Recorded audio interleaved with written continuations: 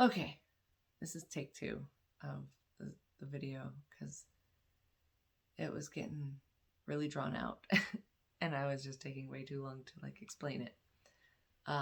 So right now I'm going through a huge transformation. The full moon was a huge thing that really like shook up a lot of shit. Okay.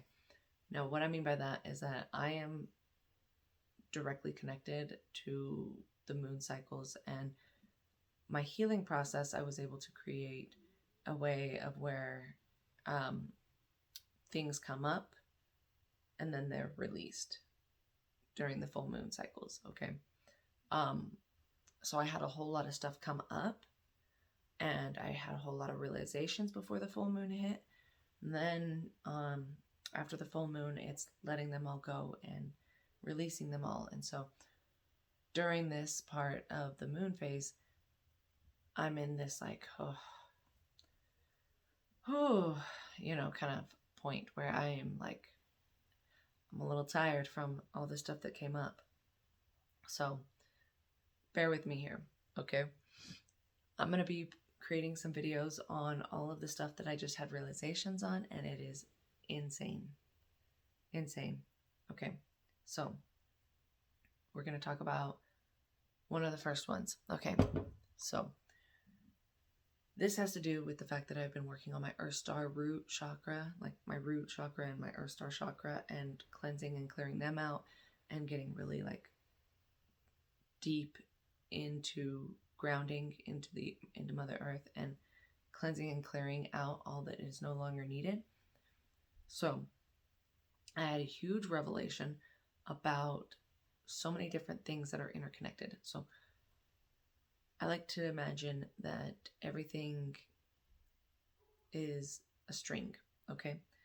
When you have trauma and you have blocks and you have limiting beliefs, it is jumbled up string, all connected, that you have to slowly kind of like unravel to be able to unravel that whole entire thing, okay? Now, the more intense the trauma, the deeper and more convoluted and the more like jumbled up that string is going to be, the more mess there's going to be. Another way to look at it is, I like to say that it is, you have a diamond or a pearl or some kind of gem that is in the trash, and you've got to go sorting through it to find it. So you've got to like weed through all of this stuff to be able to get to that one little like that gem, which is your gifts, your memories, your like all of these other things, who you truly are, various different levels of what that gem represents. Okay. But I had this big revelation on the fact that, okay, a little bit of a backstory so that you're fully aware. The group of guys that I sit with at work at Cabela's are just friends. And one, we kind of tried to start something, but it just wasn't going to work out. We don't vibe on the same level. Let's put it that way. Clear and simple. I don't do drugs. I don't drink. I don't go out and party. I'm a different kind of person. So, it was just, if I'm going to be really, really honest, it was residual energy that needed to be played out for me to realize things that I was still attracting in my life, more or less. If you understand that, great. If you don't, you'll figure it out, or you'll learn if you keep watching my stuff. Okay. So, we're all friends sitting at this table, and I sit with the group of guys because of the fact that, one, consciously, I like sitting with the guys because of the fact that there's less petty drama, if that makes sense. Women, the women that I have been around, the ones that I have attracted into my life, have been a lot more petty. Now, I get that we're all mirrors. And I realize I have been petty, not gonna lie. But I'm trying to break the patterns of the things that, like, the women I have attracted into my life have been the mirror images of my mother, the covert narcissistic Karen, the petty one, all of that. I've consistently repeated that pattern. And so, I just kind of like have steered clear of it a little bit more. And so, with that, I've sat with the guys. I've realized just recently, in this whole shift and everything like that, how much I have been allowing to happen with how I've allowed people to treat me, just because of the fact that I work in this place and I don't want to make waves, and I, don't want to be seen as crazy because a bunch of people are all friends together and I'm that odd one out. All of that stuff. Like, I still have had that energy that I have allowed. And so with that, it was so crazy because just recently,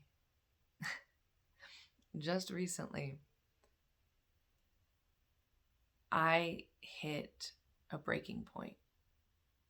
There was a moment at work that I'm really good at controlling my anger because, when your normal is to be picked on and consistently be, and I'm not claiming victim in this, like, oh, everybody's picking on me, but no, like, this is energy that I have had from my mother, my father, and my brother in the household that I lived in.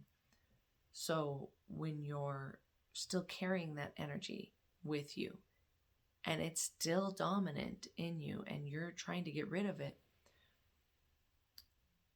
it's still there subconsciously. It's still there until you do something about it.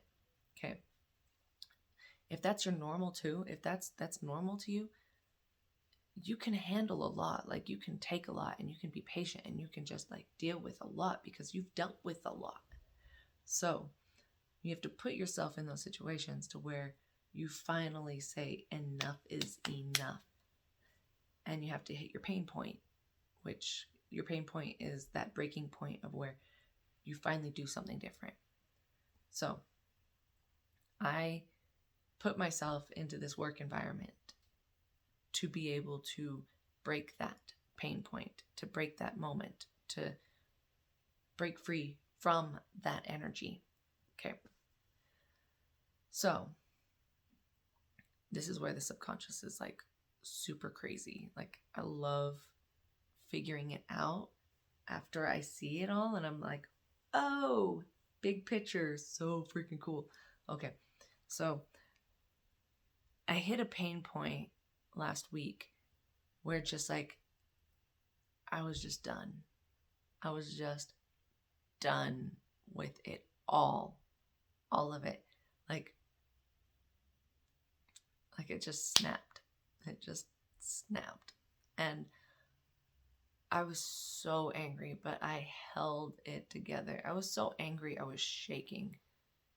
Like, I was holding it together. And I was just like, okay, we're not going to snap. We're not going to give them what they want, because that's what covert narcissists want. They want a reaction. They want you to freak out on them so that they can sit there and say, oh look, they're the crazy one. They're the one over there. Like, I didn't do anything. It was just an accident. Like, I didn't mean to, but look at them freaking out on me. Oh my gosh. They want a reaction. They want one. And I don't play into that. I won't give you one. I'm sorry. I'm not going to get you your little dope fix, okay? Sorry. So I finally hit that breaking point. And I finally, had to do something because I knew nobody else was going to do something. It was on me because it's always on me. No one's coming to save me. And I don't want anybody to come save me because I'm a fully functioning, capable person to do it. I'll figure it out. I always will, and I always have. So I finally hit that breaking point, and I did something. I went in and I went and talked to someone, and I explained the situation, and I was like, enough's enough. If anything else happens again, I'm out. I'm gone. Period. And that's a big deal in the fact that you can't always use that. I'm just saying, like, you can't always use that, but I'm an amazing worker. Many people are sad when they lose me when I leave because I'm just that good of a worker. I'm a hard worker. I am very quick at what I do. I get the job done, more or less. But with it, I have that leverage. Okay. Now, it was in that moment when I did that I finally started to say, okay, it's time for me to start pulling back and sitting by myself because I need to start sitting in my car during my breaks and just enjoying my peace, my time, because I've been allowing other people and things to disrupt my peace. And it was during that time that I started to realize a lot more as well. So this is where I started to really catch on to the threads and unraveling those little threads that now subconsciously I was sitting with those guys because I thought that they would protect me. When in truth, they weren't protecting me. They were also part of the problem with the other situation, as well as other things. So I was realizing that there was no real protection, that I was just sitting with them thinking that I was getting this protection when I really wasn't getting any protection whatsoever. On top of that, I realized that I would gravitate more towards men in that aspect that I thought that they would protect me and they would keep me safe when, because of my trauma, because of my father and my brother, the males in my life were neither protective. They were hurtful. They were abusive. They were all of these things. And so I was recreating all of that same stuff. And so it was upon me because of the fact that I thought that if I sat with them, they would protect me from other men. Now, this is something that I learned. I'm telling you, it's so crazy how interconnected everything is. So I learned, I don't know where I read it from, but I learned that specific guys will not hit on another woman when she's surrounded by other guys because of the fact that they assume that those guys, one of them is a potential prospect or trying to get with that girl. Okay. They're either with her or one of them is trying. So they will automatically steer clear. period. So I learned this, and then I realized, oh, so subconsciously, I was sitting with these guys to deter off any unwanted male attention because I'm working in a warehouse with a bunch of guys. There's girls there, don't get me wrong, but there's a bunch of guys, okay? And so I had like subconsciously protected myself from being like hit on by other guys until I was strong enough to be able to stand up for myself. Now, this is where it gets even like crazier. Like this is where like you're gonna see me like all excited about it because it's like so insane how it all plays out. So with the guys that I was sitting with, they would joke around and like hit on me and be like, oh, well, because I listened to you, Sheena, you know, can I hit now? And I'm like, no. And so I got stronger in being able to say no. They would joke with me like on that kind of stuff for a long time.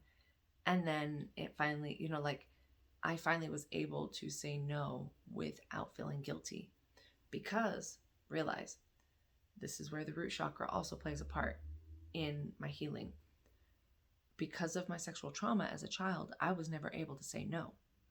I could not say no. I was not allowed to say no. Like, that was not something I could do. So, because of the fact that I was not allowed to say no, no was not a strong word for me.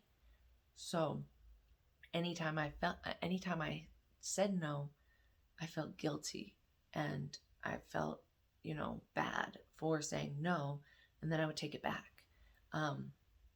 So something that I was able to really build was the fact that I could say no. So as of just recently, I was, yes, I do get hit on quite often. And, you know, I, for a very long time, had a hard time saying no. And because of my trauma, whenever I would say no, I was mean about it because I still was holding on to some residual anger from what happened to me. And when I would say no, it came out very either weak and unsure, and so it was like not strong, and so narcissists loved that.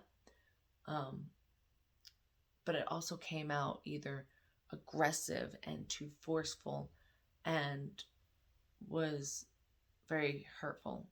So it was not solid. It was not a solid, just no. As of recently, I was hit on by someone on a different shift, and I was able to finally say it in a way that, yeah, it was a little dragged out, but, you know, at the same time, I'm still learning and I'm still creating, you know, my ability to be able to say no. Because I'm doing that, there was this, I'm going to say Jezebel spirit, because that's the best way to like really explain it. There was this Jezebel spirit that was lingering within me because of the fact that what happened as a child, I was the other woman. I was the mistress in that family dynamic of my father cheating on his wife with me. And so, sorry, that always still kind of like has like a nasty taste in my mouth whenever I say it. So, sorry, I'm just clearing the energy away. I don't like that energy, so I have to like, oof. Okay. So with that, it was still residual energy that was still remaining.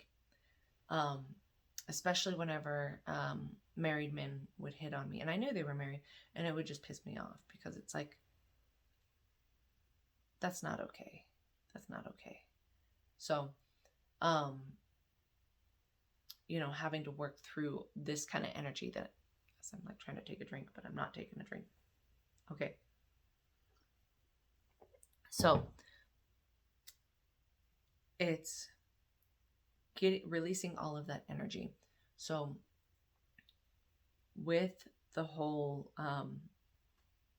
root chakra and everything like that, I was subconsciously bringing people forward that I had to say no to, that I had to, that I thought were going to protect me, but they weren't going to protect me, and I had to protect myself. So I had to be able to get the courage to be able to speak up and say, no, I'm not interested, or also to stand up for myself against some other people, like to be able to protect myself against the covert narcissistic female that was reflecting back my mother, the mother wound and the blockage of the fact that, you know, she was doing things to cause drama, and me speaking up about it.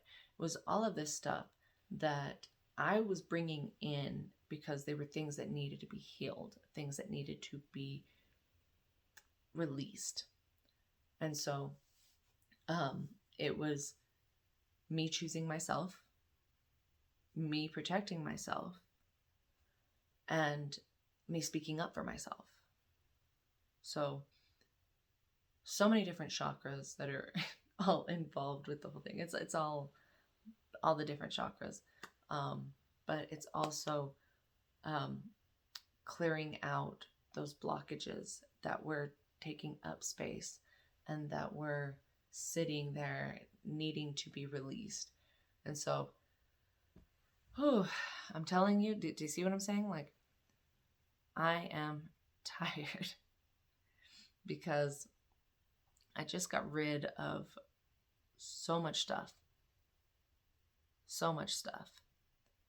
And now I'm preparing myself for the next phase, which is definitely going to be a doozy. Okay. The next phase is going to be interesting. So I can't say anything yet because it hasn't been put in place yet, but I will update you guys whenever it is a definite, and I will let you know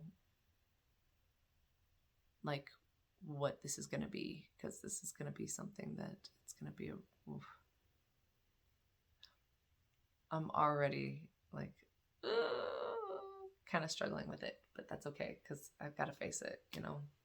Got to be the buffalo, got to go straight into the storm and get through it. Okay, so I just wanted to share that with you guys on that big, huge revelation, that big, huge, like, breakthrough, and, you know, make people more aware of, like, how their subconscious is truly ruling their life, and they don't even know it sometimes until you finally start waking up to seeing the patterns and you want to actually physically change it. Then you can actually do something about it. But I just wanted to tell you all, and I love you all.